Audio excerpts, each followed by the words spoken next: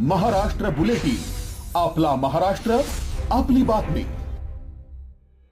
नाशिकच्या दूध बाजारात पहाटेच अन्न व औषध प्रशासनाने थरारक धाड टाकलीये. सर्वात मोठी गोष्ट म्हणजे राज्याचे अन्न व औषध प्रशासन मंत्री नरहरी झिरवाळ पहाटेच ॲक्शन मोडमध्ये रस्त्यावर उतरले आणि या धाड सत्राचं नेतृत्व केले.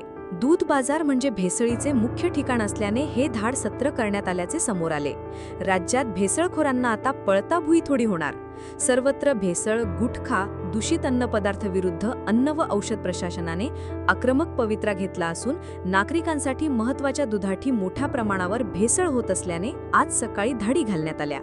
नाशिकच्या मुख्य दूध बाजारात आज नेहमीप्रमाणे गर्दी झाली होती. मात्र दूध विक्रेते आणि व्यापाऱ्यांना अंदाजही नव्हता की आज मंत्री महोदय त्यांच्या समोर उभे ठाकणार आहेत. पहाटेच्या अंधारातच अन्न व औषध प्रशासन विभागाच्या पथकाने संपूर्ण बाजाराला वेढा घातला. स्वतः मंत्री नरहरी झिरवाळ यांनी उपस्थित राहून दुधाच्या कॅन्सची पाहणी केली. दुधाची गुणवत्ता, स्निग्धांश आणि संभाव्य घातक भेसळीची प्राथमिक तपासणी जागच्या जागी करण्यात आली. मंत्र्यांचा हा रुद्र अवतार पाहून दूध भेसळखोरांचे धाबे दणाणले. या धाड सत्राविषयी मंत्री नरहरी झिरवाळ यांनी माहिती दिली. आता इथं आपल्या शालिमारच्या दूध बाजारात जेवढी आपण सॅम्पल घेतली, डेअरी डेव्हलपमेंटची लोक आपल्या बरोबर आहेत, त्यांच्याकडे 9 प्रकारच्या टेस्ट या तात्काळ होत असतात. प्राथमिक अंदाज त्याच्यातून येतो. तर सगळ्या ठिकाणी तसे निगेटिव्ह रिपोर्ट आलेत. याचा अर्थ आज तरी, आजच्या मितीला तरी ह्या दुधात कुठल्याही प्रकारचं इतरत्र भेसळ आढळून आलेलं नाही. ही कार्यवाही पाठीमागे होत होती, फक्त ती मुंबईमध्ये होत होती, नगरमध्ये होत होती. आज नाशिक हे माझं नाशिक आहे, आपलं नाशिक आहे, तिथे आपल्याला तशी जागृती केली पाहिजे. म्हणून आजपासून पुढं कायमस्वरूपी अशा पद्धतीची कार्यवाही केली जाईल. आपण दूध विक्रेत्यांना मी सूचना म्हणजे त्यांच्याकडून एक माहिती काढली का आज किती लिटर तुमच्याजवळ दूध आहे, तर त्यांनी सांगितलं 4,000. काल किती होतं? 3,500. तर त्यांनी सांगितलं नाही 4,000 होतं.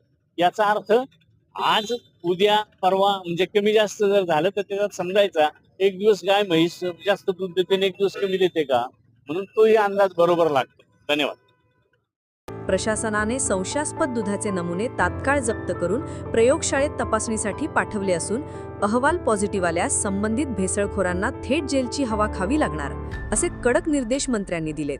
केवळ नाशिकच नव्हे तर संपूर्ण महाराष्ट्रात दूध भेसळमुक्त मोहीम आणखी तीव्र करण्याचे आदेश देण्यात आले आहेत.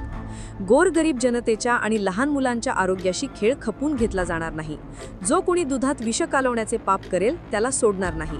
ही तर फक्त सुरुवात आहे. अजून मोठी कारवाई बाकी असल्याचे अन्न व औषध विभागाने स्पष्ट केले. या धडक कारवाईमुळे संपूर्ण नाशिक जिल्ह्यात आणि दूध उत्पादक विक्रेत्यांमध्ये मोठी खळबळ उडाली आहे.